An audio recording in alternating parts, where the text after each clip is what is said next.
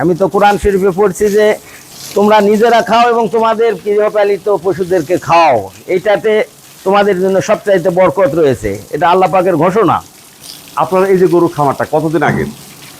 এটা আমার 2022 সাল থেকে করছি। আচ্ছা, তার মানে 3 বছর। 3 বছর হচ্ছে। জি।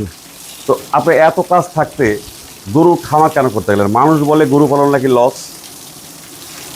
আমি তো মনে করি গরুই হলো সবচাইতে পছন্দনীয়। আমি তো কোরআন শরীফে পড়ছি যে তোমরা নিজেরা খাও এবং তোমাদের গৃহপালিত পশুদেরকে খাও, এইটাতে তোমাদের জন্য সবচাইতে বরকত রয়েছে। এটা আল্লাহ পাকের ঘোষণা।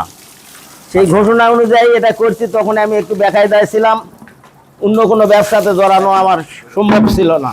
আচ্ছা আচ্ছা।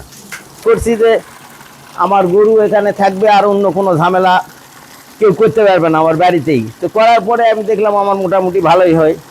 যদি কেউ গরু পালতে যায় তাকে নিজেকেই এটা আন্তরিকতার সহিত করতে হবে, তাহলে লস নাই। আর এক বেলা খাওয়াবেন, 2 বেলা খাওয়াবেন না, আর হিসাব করবেন টাকা, তাহলে হবে না, তাহলে তাদের জন্য লস। তো আপনার খাবার কেনার সময় একটু হাড়হাড্ডি দেখে কিনা লাগবে, যে এটাকে আমি হয়তো 2 মাস 2.5 মাস খেলালে এটা যে আমি আবার ভালো করতে পারবো। হ্যাঁ, এই গরুগুলো দেখতে কিনতে হবে। আমি তো আমার ভালোই হচ্ছে আমি মনে করতেছি।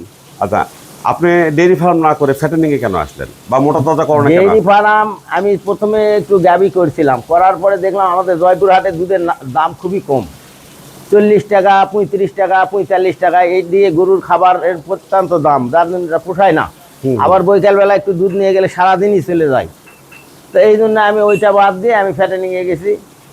একটা গরু যদি আমি মনে করেন যে এই গরুটা আমি 62,000 টাকা দিয়ে কিনছি, এটা 2.5 মাস হয়ে গেল, এখন আমি ছাড়বো।